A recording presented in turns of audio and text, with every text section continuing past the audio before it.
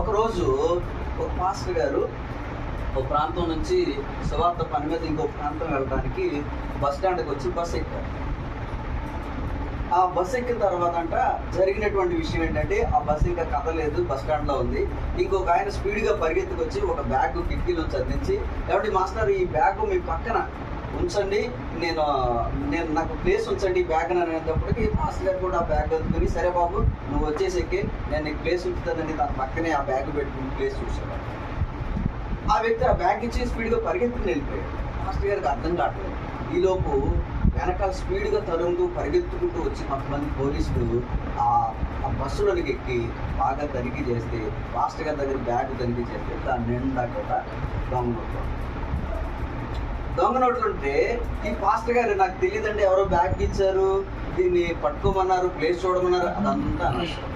ఈ దొంగ నోట్లతోటి మాకు రెడ్ హ్యాండెడ్గా దొరకవు కాబట్టి నేను అరెస్ట్ చేస్తామని తీసుకెళ్ళి ఏం చేశానంటే లోపల అక్కడ పోలీస్ స్టేషన్లో పెట్టాను. బాగా పబ్లిసిటీ అయిపోయింది, బాగా అందరికీ తెలిసిపోయింది. తెల్లారి పేపర్లో ఏమని హెడ్డింగ్ వచ్చిందో తెలుసా? దొంగ నోట్లతో దొరికిపోయిన పాస్టర్ వచ్చింది. అర్థమవుతుంది?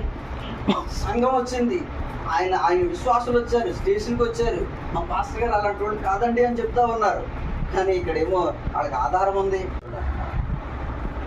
అప్పుడు జరిగినటువంటి విషయం ఏంటంటే, ఆ విశ్వాసులు అందరూ ఆ స్టేషన్ ముందే కూర్చుని స్థుతిపాటలు పాడి ప్రార్థన చేస్తూ ఉంటే, ఇది బాగా టీవీలోను వాటిలో బాగా న్యూస్ వైరల్ అయిపోతూ ఉంటే, అప్పుడు ఎవడైతే ఆ దొంగ నోట్లు ఆ బ్యాగ్ ఇచ్చి వెళ్ళిపోయాడో ఆ దొంగోడు వాడికి పశ్చాత్తాపం వచ్చి తిరిగి మరలా వచ్చి, పాస్టర్ గారికి ఏం తెలియదు, బ్యాగ్ నేనే ఇచ్చాను, నన్ను పట్టుకోండి, మీకు ఏ ఇన్ఫర్మేషన్ కావాలని నేను చెప్తాను, నన్ను అరెస్ట్ చేయండి, పాస్టర్ గారిని మాత్రం వదిలిపెట్టండి అని చెప్పాను. హల్లెలూయా. కానీ ఈలోపే లోకంలోనికి వచ్చి అడ్డ ప్రచారం వెళ్ళిపోయింది. ఏమని వెళ్ళిపోయింది? దొంగ నోట్లతో పట్టుబడ్డ పాస్టర్. ఆలోచన చేయండి. కాబట్టి ఒక దైవజనుడి యొక్క సాక్ష్యాన్ని చెరిపడానికి అనేక రకాలైనటువంటి ప్రయత్నాలు జరుగుతూ ఉంటాయి. ఇక్కడ ఏమని రాయబడి ఉందంటే, నన్ను చెరపాలని భక్తిహీనుడు తమ నోరు, కపటం గల తమ నోరు తెరిచి ఉన్నారు, వారు నా మీద ఏం చెప్తున్నారంట? అబద్ధములు చెప్పుచున్నారు అని రాయబడి ఉంది. కాబట్టి ఇక్కడ ఆలోచన చేస్తే కనుక దైవజనుడి యొక్క సాక్ష్యాన్ని చెరపాలని